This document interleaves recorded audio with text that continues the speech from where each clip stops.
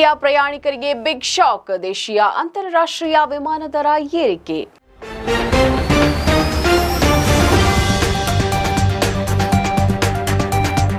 ಜಾಗತಿಕ ಮಟ್ಟದಲ್ಲಿ ವಿಮಾನ ಇಂಧನ ಬೆಲೆಗಳು ತೀವ್ರವಾಗಿ ಏರಿಕೆಯಾಗ್ತಾ ಇರುವ ಹಿನ್ನೆಲೆಯಲ್ಲಿ ಏರ್ ಇಂಡಿಯಾ ಸಂಸ್ಥೆಯು ದೇಶೀಯ ಮತ್ತು ಅಂತಾರಾಷ್ಟ್ರೀಯ ಮಾರ್ಗಗಳಲ್ಲಿನ ಇಂಧನ ಹೆಚ್ಚುವರಿ ಶುಲ್ಕವನ್ನು ಹೆಚ್ಚಿಸಿದೆ.